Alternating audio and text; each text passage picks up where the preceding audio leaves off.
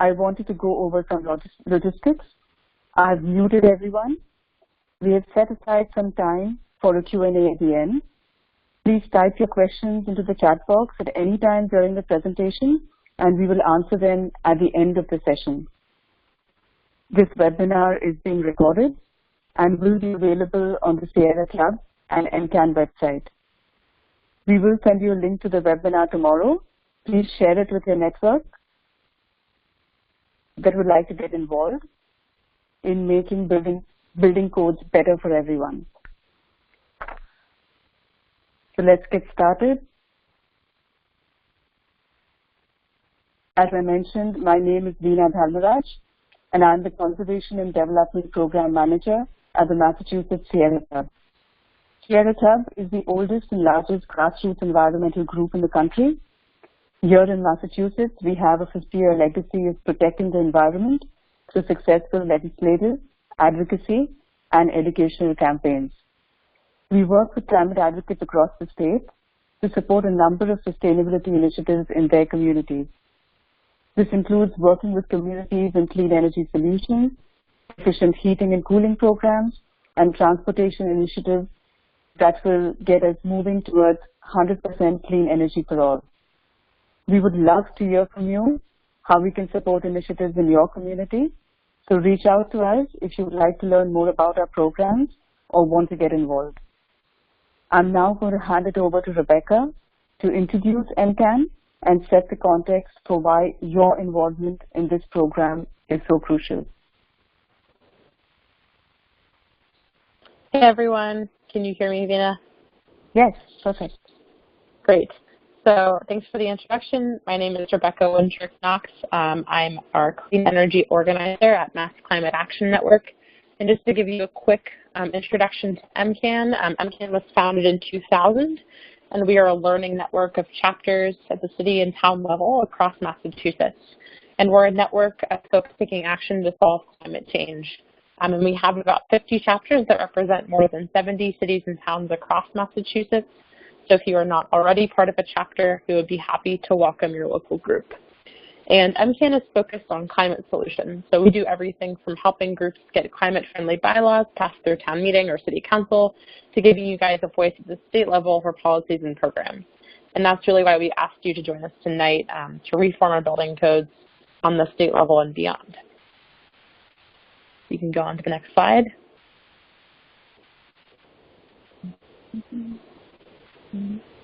So as we all know, unfortunately, climate change is happening. It's happening worldwide, and it's happening here in Massachusetts. And it's not something that we can wait 50 or even 5 years to take action on. We need to be finding clean energy solutions right now. And unfortunately, the national picture on climate action is not so great. The EPA is being run by a coal lobbyist. Trump has pulled us out of the Paris Climate Accord, and he is pretty much the climate denier in chief. So it's all about the local action, and taking opportunities that we have in our communities to solve climate change at home is really always what it's been about. Cities and towns have always led the way on local action and climate solutions, and this is especially true for our Building Codes campaign, where the power really is in the hands of local elected officials to make a difference nationwide. And the good news is that we do have the tools to make a difference and tackle climate change in a meaningful way. And we also know that when local communities find climate solutions, they're able to have a positive impact, not just for their own communities, but actually across the country and across the world. We really wanted you guys to have an opportunity to get involved because advocates are really what makes change happen. And we've seen this again and again play out at the local level, that if we rely on electeds to take really meaningful steps on climate action out of the goodness of their own hearts, things move slowly and not as ambitiously as we would like. But when you guys get involved, positive change happens more quickly. And as we'll learn more about later on in the presentation, Massachusetts has a lot of folks that are eligible to vote on improving our building code this year, and less than a quarter of them registered to vote, and almost none of them actually voted in the last round. So I'm now going to hand it over to Cami Peterson to talk a little bit more about what changing our building code means. Thanks, Rebecca. Thanks, Dina. Can you guys hear me? Yes. Yes. Perfect. Wonderful. Hi, everyone. As Rebecca said, this is Cammie Peterson. I'm the Director of Clean Energy at the Metropolitan Area Planning Council. You can go on to the next slide, Vina. So as many of you may know, many of you may not, we're a regional planning agency for the Metro Boston area. That map on here is roughly our territory. We serve the 101 cities and towns of the greater Boston region. It's about half the state's population. So we have 3.2 million people that live and work in our region, and we do a lot of work statewide as well, and try to bring together different local and regional entities to work on many different issues towards smart growth and sustainability. Go on to the next slide. We've been working as an agency and as a clean energy department, the group that I lead up, on renewable energy, energy efficiency, climate change mitigation for many years, really for at least the last 8+ years, and really have in the last 1 to 2 years focused in more, as have many in the state, on net zero as the framework for really guiding our climate planning into the future. We have an initiative we call 0 to 101, and I think it's really pertinent to tonight's discussion because we really want to bring net zero to our 101 cities and towns and far beyond. And the main reason for that is because we feel the need for holistic climate planning. We want to bring both for the reasons that they're not often the ones that are advantaged in these situations, but also because of the multiple benefits that do come from thinking more holistically. We want to be thinking not just in terms of environmental impacts or energy impacts, though those are incredibly important, but economic as well, equity as well, public health, livability, and more. There are so many multiple benefits that come from thinking through our climate planning in a holistic manner. So you can go on to the next slide. But building codes really fits very much into that work and is one of the tools that we think is a very important tool in the toolbox for fighting climate change. And you'll see here one of the reasons why. So this is a table or a graph from the Massachusetts Global Warming Solutions Act 10-year progress report that just came out the earlier part of this year, in the beginning of January. And you'll see that kind of purplish-looking bar and that orangish, peachish-looking bar. The purplish is residential. The orangish, peachish is commercial industrial, and that's largely buildings right there. It's a big chunk. And over time, we've found that buildings are approximately 1/3 of our emissions here in Massachusetts and worldwide, and can be more than that when you look in kind of your dense urban environments, when you look at the electricity consumption and other kinds of ancillary uses of energy and other types of processes that can cause greenhouse gas emissions. So buildings is a really big part of that, and the better building codes we have, the better we can fight climate change. The better energy efficiency we have in our buildings, the more renewables that are on our buildings, the more we electrify our heating and cooling in our buildings or have things like district heating and cooling in our buildings, which are in most cases set by code, the better that we can fight climate change. You can go on to the next one. So we really see in this policy toolbox a number of ways to work on higher performing buildings, and those are the more energy efficient buildings that do all those kind of other great things that I mentioned. There's a lot of services that come with good higher performing buildings. So obviously it's more energy efficient buildings, but it's also, like I said, those with renewables, and it's those, if you think of many of the other types of things that a really high-performing building can do. It increases the quality of life for residents or the learning atmosphere for students and so on, from good daylighting and insulated walls. It makes for healthier residents or occupants of that building.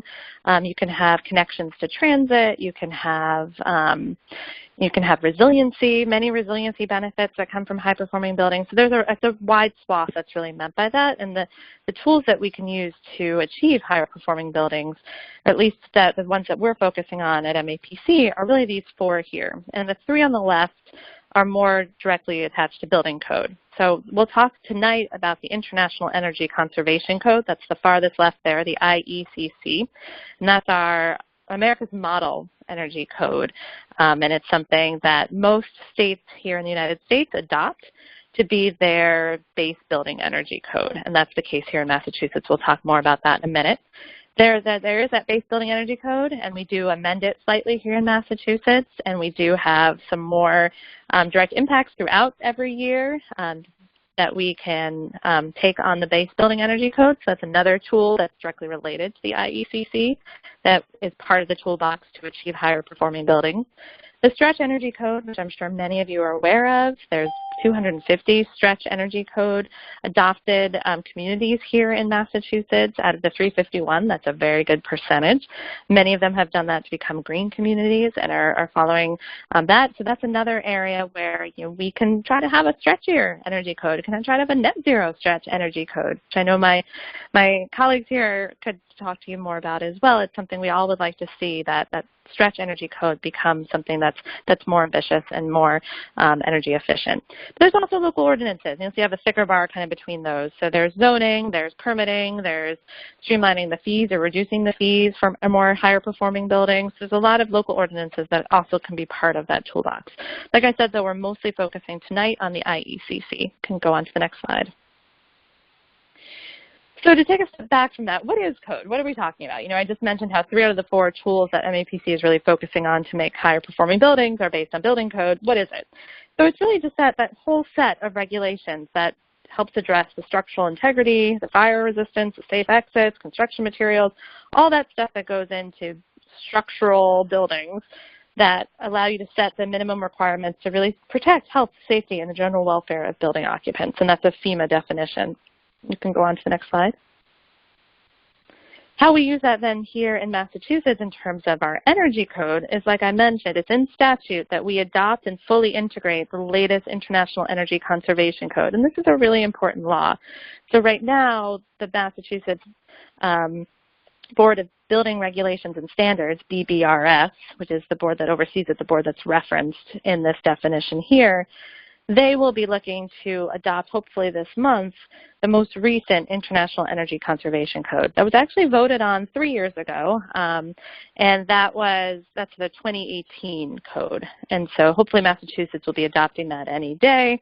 That then most likely this summer, potentially the beginning of next year, will become our base building energy code, in addition to the provisions that, as it says here in the bottom of this definition, that the board, in consultation with the Department of Energy Resources, that are more stringent energy efficiency provisions, that those groups conclude are warranted.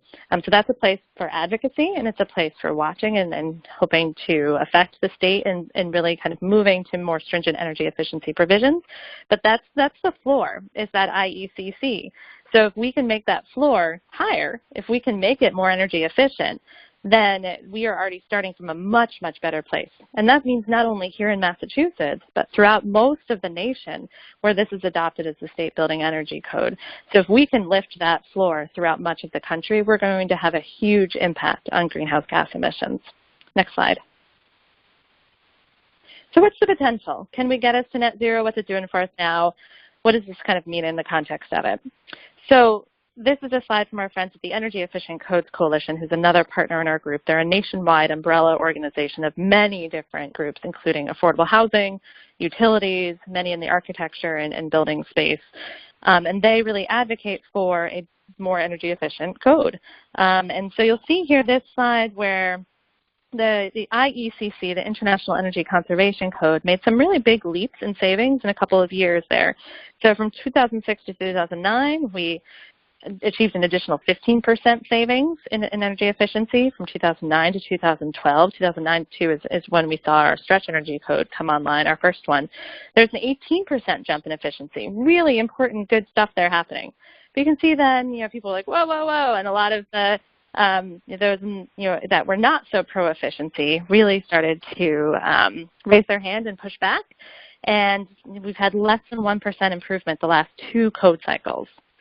So, we all know where we need to get to combat climate change. That's not going to do it. We need much, much more aggressive savings. And so with all of your help, we'd like to get many more folks in Massachusetts to vote for a more pro-efficiency building energy code through this IECC. On to the next slide.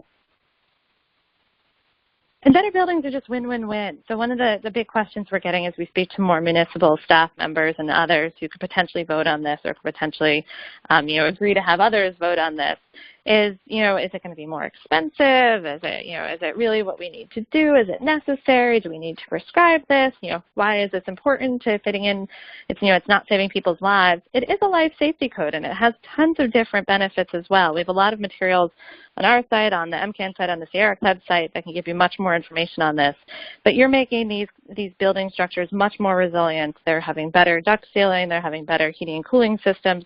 They're having much more fully insulated walls so that there's greater, like I mentioned, resiliency where you can kind of stay out if you lose power or something and it's very cold, or it's very hot. Your building will stay cooler in those hot situations and warmer in those cold situations if you have a really good thermal barrier. It has better air quality from ventilation, windows, and so on. So obviously on and on, there are so many benefits that come with having higher performing buildings. So it's not a question of what we have to sacrifice in order to better mitigate climate change with a better building code. It's kind of how do we really reap the benefits from all those wins. Next slide. So here's some resources. I know these slides we passed around, so that's mainly what this is for. One of the things I'll note here for those of you who will be talking to municipal staff members that may be eligible to vote, and you'll learn more about that in a minute, if they're interested and it's useful to them at any place in the state, it doesn't have to be an MAPC's region, in talking with one of our staff for a half an hour for one-on-one technical assistance at no cost, we are having signups for those through March 29th, which is the deadline. So that's that last link here, and there's other resources that you can find above. Next slide. And that's it for me. Thank you all so much. I'll be here to answer questions, and I'm really excited to have you all here to be part of the dialogue and hopefully part of the action. Thank you, Cami. As you just heard Cami and Rebecca, we have a big opportunity this year. We can boost the efficiency of new buildings if we get enough eligible municipal officials to register and vote on the 2021 IECC updates. So we really want to make sure that we improve the building code with each code cycle, make them safer, more resilient, and continue to raise the ceiling for energy efficiency. We are just a few weeks away from the March 29 deadline for municipal entities to register to vote. Your involvement will be crucial to identify eligible municipal officials in your community who are pro-efficiency and will get us closer to achieving our climate and energy goals. In the next few slides, I will go over who's eligible to vote and what the process and timeline looks like. To begin, I would like to introduce some terms that you will hear as we go through the timeline. We've tried to simplify these terms as much as possible. So the first term that you see is governmental member. Governmental member is any eligible municipal unit, agency, or department that must register to be able to vote. This can be any town or city or any eligible department in that town or city. For example, the town of Westboro or the planning board of Westboro or the select board of Westboro are all eligible governmental members. For the rest of the presentation, governmental member will be referred to as entity. Next, we have governmental member voting representative or GMVR, which just means the number of voters per registered entity. So who's eligible to vote on the IECC? Members of the City Council or Board of Selectmen, members of the Building or Planning Department, as well as mayors and town managers are all eligible to vote. If your community, for example, has an energy committee or a sustainability committee that includes volunteer members, they are eligible to register if the committee was established by town charter. Going forward, we will refer to GMVRs as voters. I want to add here that we will have the largest impact by reaching out to officials who are pro-efficiency and supportive of strengthening our building codes. And lastly, we have primary representative, who is the person responsible for registering the slate of voters for each individual entity. We will refer to primary representative as point person. Now that we're all familiar with the key terms, let's go through some important dates in this timeline and see what the process looks like. So on January 1st, the window for governmental entities to join or renew their registration to the International Code Council, ICC, opened up. The ICC is the agency that administers the ICC code update process. There's a small fee to register, anywhere between $135 to $370 based on the population of your town or city.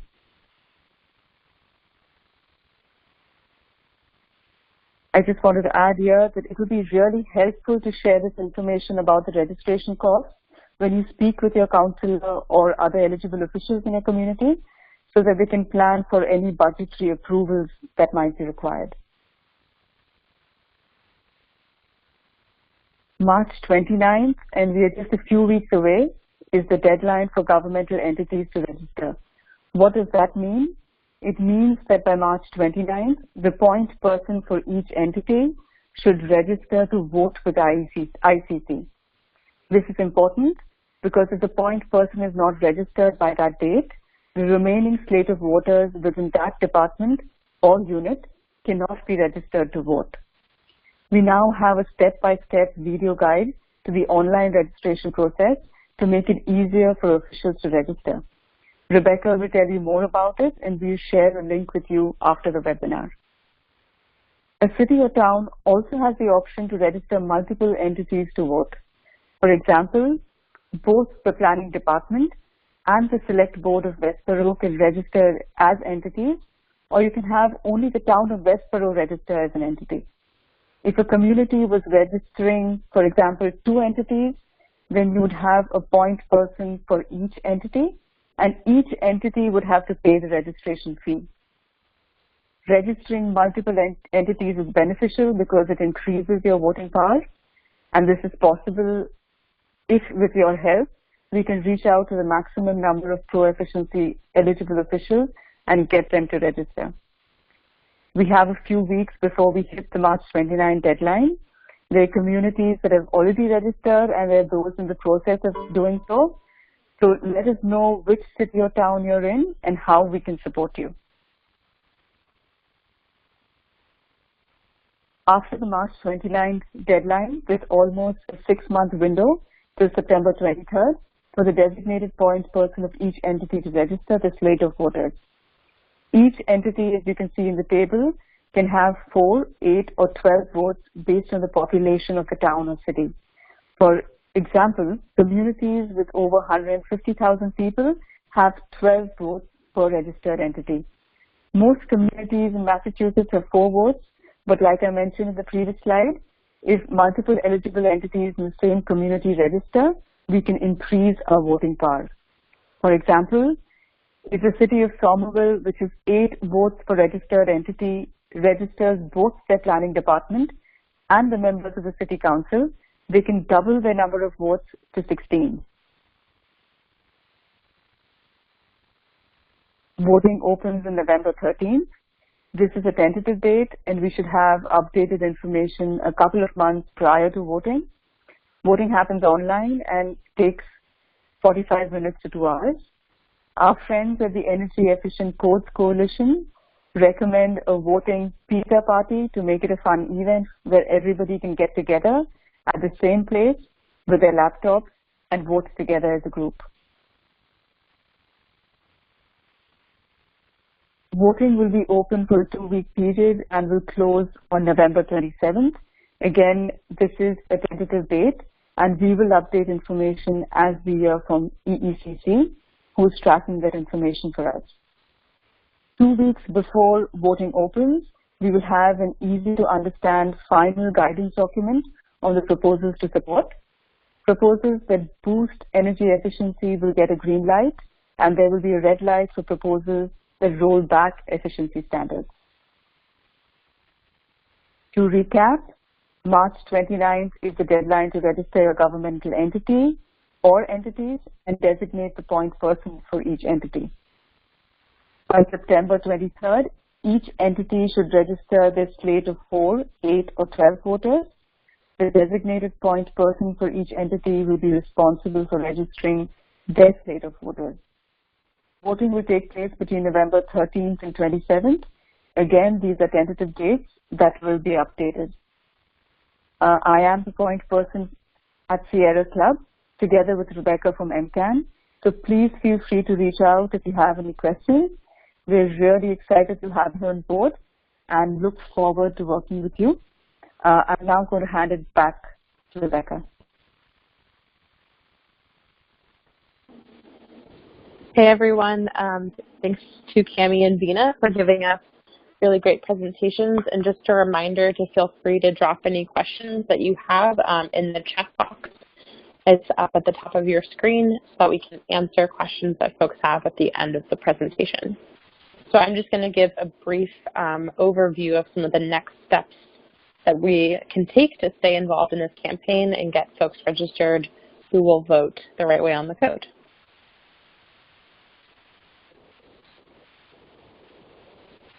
So the first step is to connect with other advocates in your town or city. So like Dina said, we welcome you to this webinar as local advocates, and we know that many of you have connections to other folks in your communities who are equally passionate about making buildings better for the planet. And if you don't feel like you have a strong team yet, we're here to help you connect to other folks or build one. And both MCAN and Sierra Club and also MIPC really want to help you make connections to the other people in your community so we can spread the word that this vote is going to be happening and get the right folks registered on time in the next couple of weeks. Next slide. So the second step, and I'll go over this quickly since Dina already touched on it, but is to identify eligible voters, eligible municipal officials who are also climate champions. So the International Code Council defines eligible voters as anyone engaged in the administration, formulation, or enforcement of laws or regulations relating to the public health, safety, and welfare. So we have quite a broad definition here. And these are folks like members of your city councils or boards of selectmen, members of planning departments, city and town managers, sustainability directors, and energy managers. And like Dina said, we want to make sure that we are identifying folks and reaching out to folks that we know are climate champions who care about making this code a real improvement for building efficiency as well as for the environment. And something else important, I think, to note here is that, so like Dina explained, the size of your town depends on how many votes an entity or department can have, but it doesn't limit the number of votes or, sorry, is the connection not working? Sorry, I think my service is a little bad, but if you guys can still hear me, it doesn't limit the number of entities that your department can have, that your town can have. So basically your town is able to register potentially several entities and fill all of those up with the number of voters depending on the population of your community.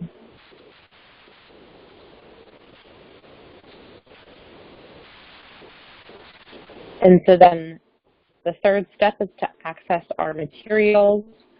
MCAN and Sierra Club have put together a series of materials to help you get started. And tomorrow you'll receive an email from us with a script for getting in touch with other advocates in your communities, as well as a script to help you reach out to some of the eligible voters that we just identified. And we will also be sending out 2-pagers with all of the important information about the vote, one to pass on to eligible officials and one for the advocates, which is all of you. And lastly, I'll be sending out a survey that will help you identify some of the other advocates and officials that are in your towns so that we can coordinate our outreach and get people in the same towns talking to one another.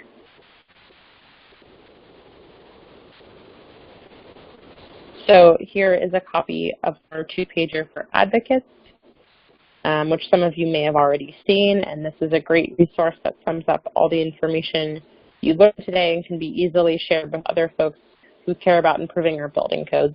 And this is one of the things that you'll be seeing in your inbox tomorrow. And then the next slide here is a still from a video that we actually were able to record with Boston City Councilor Matt O'Malley. And this is a really simple, easy 6-minute tutorial that you can actually hand off to eligible officials and just sort of walk them through the process of what it looks like to sign up their entity online. So the fourth step is to stay involved and get folks registered who will vote their right way on the code. And the bottom line is that this is a unique opportunity to have a really huge impact on improving building codes for just a few hours of your time. And we have until March 29th, so until the end of the month, to register the right officials and change how buildings are built around the world for the better. Go on to the next slide. And then I also have a bonus step for folks that are interested in net zero planning and net zero construction, as well as raising the floor of our building code. MCAN is also working to raise the ceiling, which is actually advocating for a net zero stretch code. So you can see that we've filed legislation that would direct the Board of Building Regulation and Standards, the board that Cami mentioned earlier, to develop a net zero stretch code by 2030 that would allow communities that want to do net zero planning but are being held back by our current stretch code to actually do that advocacy. And if you're interested in taking action on this aspect of the campaign, please reach out to me and I can get you started with that. So finally, we invite you to join us to make buildings more efficient, more equitable, and safer for everyone. And here you'll see my email as well as Dina's, and please feel free to reach out to us with any questions and we can help you figure out what your next steps are. And we're really excited to work with all of you. Thank you, Rebecca. We now have some time for questions, so let me quickly see what questions we have. Please feel free to add to the chat box. So I have a question. How does this relate to net zero? Rebecca, would you like to take this, or Cami? Sure. So I can start. Maybe Cami can also jump in with some other stuff if I miss anything. But essentially, the IECC is on a glide path to become a net zero code by 2050, which is now what the international scientific consensus says that we need to be. So by getting a big boost in the 2021 code, we're actually going to be putting the code on the right track to become a net zero code in the future. And one of the really cool proposals that is added to the code this year that will be potentially an amendment to the 2021 code is the idea to allow communities to sort of opt into higher levels of efficiency so that there's not anything holding them back from doing more efficient planning. So it's likely that the IECC could even get us to net zero standards before 2050. So I would say that's the main way that it interacts with that. And if you have anything to add, Cami, please feel free. Thanks, Rebecca. We have another question. Dina, do you want me to add a little bit to that too? And sure. I think Charles next, kind of addition to that. Sorry, I was talking on mute for a minute. So yeah, I figured I'd add a little bit to that too, and just in terms of kind of the larger big picture net zero.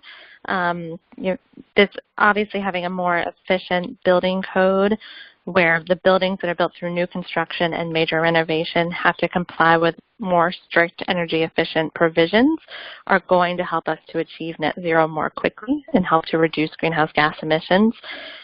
Charles's next kind of thing, which I think was a reference to his first question, though let us know otherwise, Charles, if that's not right, is where net zero includes production of energy on site for shipment to the grid. And so I think you're saying, in terms of you could feed energy back into the grid, how does this kind of fit into that larger kind of picture? And building code does have oversight in terms of renewables as well. It doesn't set, net metering policy. It doesn't set financial kind of incentives or rebates. Those are done state by state or through federal tax credits and many other mechanisms. But it does enable more inclusion of renewables in new construction and in major renovations. The building stock that we have now, much of it will still be around in 2050, but many of those that are still around in 2050 will undergo major renovations and so have to be compliant with code. And we're building many more buildings between now and then, and those will be around for 50 to 100 years plus.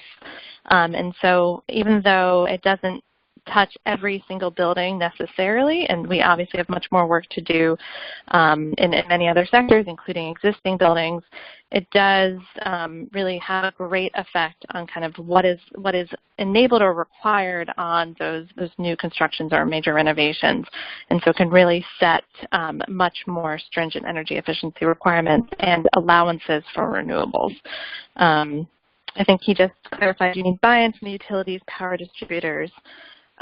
Yes, it's obviously a big constellation of players that have to do with setting any total, long-term policies and how the whole, in getting the grid decarbonized and getting all of our other policies. But in terms of what building codes can do, having the utilities bought in, yes, there's a better chance that in Massachusetts, when we add amendments to the International Energy Conservation Code, we get those passed more quickly or more aggressively if the utilities are bought in, if power distributors are brought in.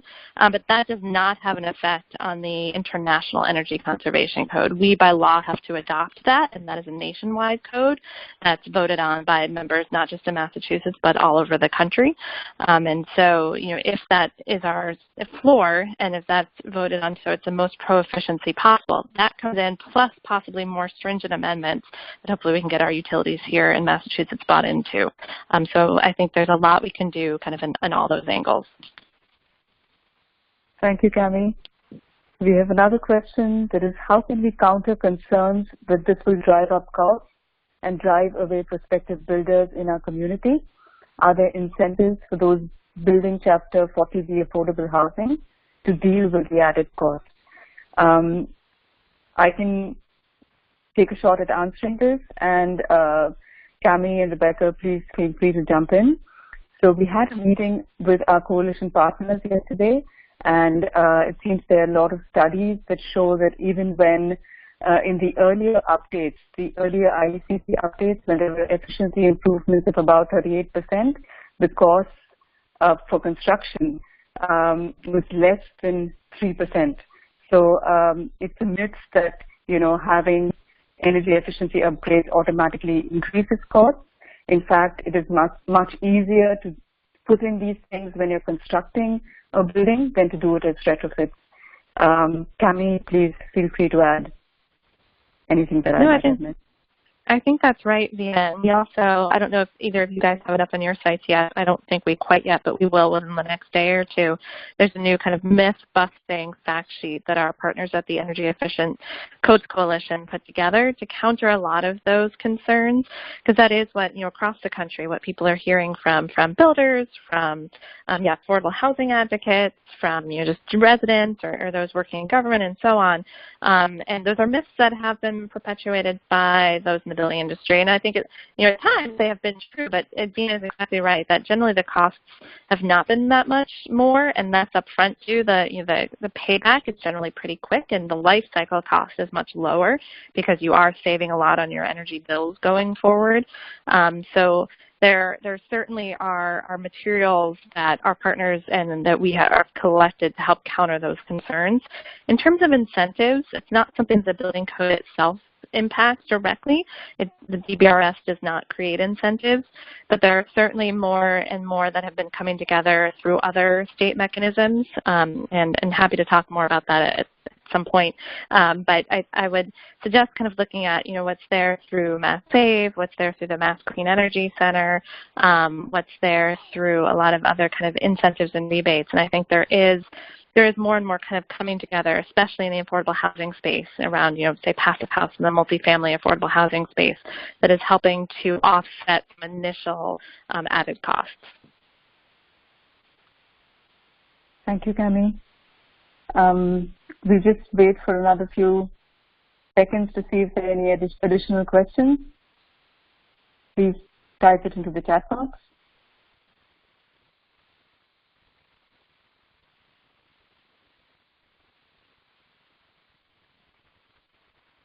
Okay, thank you so much, everyone, for joining us tonight. We look forward to working with you, and you will get a lot of information in your inboxes tomorrow. Thank you, Cami, and thank you, Rebecca. Have a nice night. Thank you, Dina. Thanks, everyone, for joining. Thank you, Mina and Rebecca. Have a good night, everyone.